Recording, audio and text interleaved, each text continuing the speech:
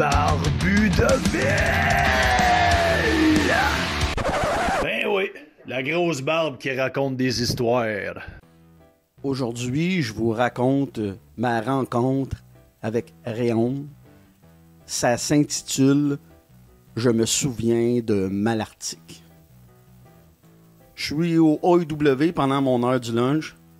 J'étais heureux de manger un teen burger puis de boire un boc immense de liqueur. Arrive dans le resto un vieux monsieur frêle comme dans 90 ans passés. Et sa femme très vieille aussi, mais solide sur ses deux pattes, comme bien enracinée.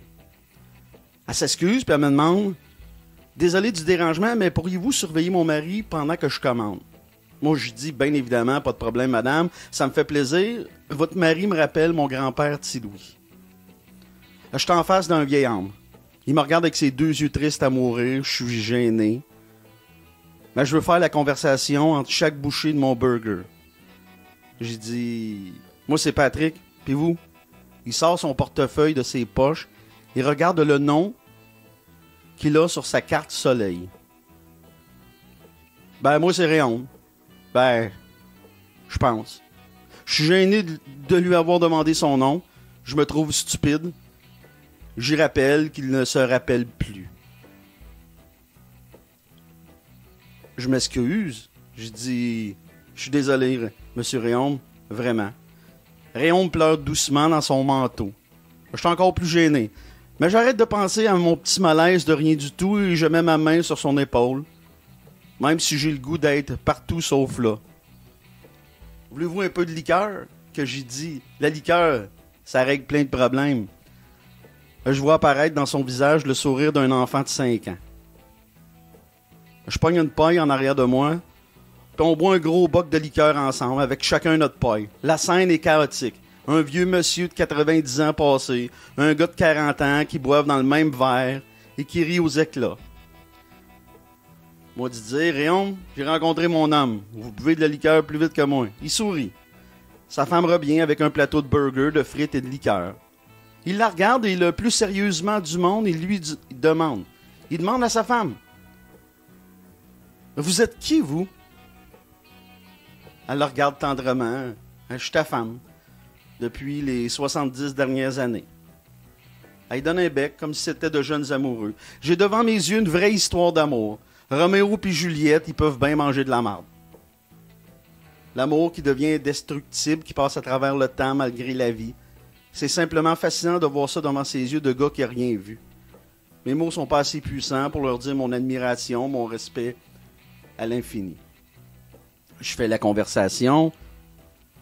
Je lui demande s'ils sont de Boisbriand. La vieille dame, elle me dit non, on est de Malartic en Abitibi. On est déménagé dans la région de Montréal à cause de la maladie de mon mari. Pas beaucoup de spécialistes de l'Alzheimer en Abitibi. Et mes enfants habitent dans la région de Montréal. On va retourner vivre à Malartic d'ici 1 mois. Nos enfants vont venir nous visiter à la place. Ils sont tous à la retraite, eux autres aussi. Malartic, c'est bon pour Réon.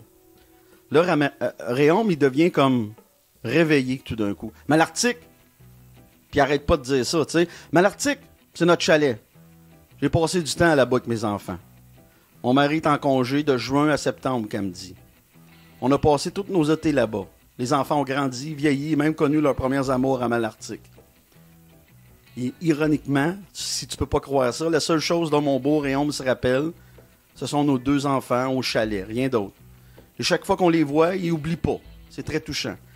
Lui qui passait son temps dans son bureau, sauf à Malartic. C'est un papa d'été. Mais tout un papa d'été. J'ai rien à dire. Réon m'y répète. Malartic, c'est chez nous, ça, hein? C'est quand qu'on retourne à la maison? Dit-il en pleurant doucement. Dans ma tête, dans mon idée, je voudrais le prendre dans mes bras, le bercer doucement, lui conter des belles menteries, puis dire que tout va bien aller, comme dans le temps de Malartic. Réon, c'est comme si je l'avais tricoté. J'ai une connexion directe avec sa peine et sa douleur. Le genre de peine inconsolable, un genre de trou sans fond. En passant, Réon, prends pas de terre à remplir ton trou. C'est un trou à l'infini, que je me dis en arrière-plan. Il me regarde. Vous êtes qui, vous? Bah, bonne question. Je sais pas, je sais plus. Je suis un humain après tout. Puis vous? Je suis de Malartic. Il refouille dans son portefeuille pour me dire qu'il s'appelle Réaume. On a refait l'exercice 4 fois. Il a pleuré 4 fois. J'ai mis ma main sur son épaule 4 fois. On a bu de la liqueur à la paille ensemble 4 fois. Réaume doit partir parce que sa femme a un rendez-vous de fixé pour lui chez un chiropraticien de Boisbriand. Je donne la main à Réaume comme si on était de vieux chum.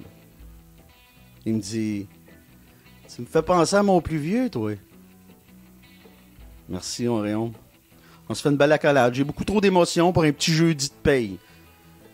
J'ai le goût de pleurer ma rencontre. J'ai les yeux pleins de larmes. Beaucoup trop de poussière dans ce maudit A et W que je me dis. La vieille dame de me dire « T'es émotif, toi. » Moi de lui répondre « Ah non, pourquoi? Vous avez vu neiger. » Que je dis avec un sourire fendu jusqu'au bonheur. Elle dit oui un peu, 89 hivers. Bah, vous êtes comme neuf, voyons donc. Comme encore dans le papier. La vieille dame rit de bon cœur, enfin, je crois. Juste avant qu'elle quitte, j'y demande ce que son mari faisait comme travail pour avoir l'été de congé à Malartic. La vieille dame me regarde, tristement, d'un regard intense et profond. Il a travaillé toute sa vie à l'université. Il faisait des recherches sur l'Alzheimer. Fin. La pompe à bière à Mirabel. Ta station-service et dépanneur spécialisé en bière de micro-brasserie. Situé à Saint-Canute sur l'autoroute 158. Pour information, 450-412-4747. Puis si t'es chanceux, tu risques de rencontrer ton barbu de ville en train de choisir sa bière pour la soirée. Oublie pas, en plus, on a des tirages à chaque mercredi. La pompe à bière, c'est un rendez-vous.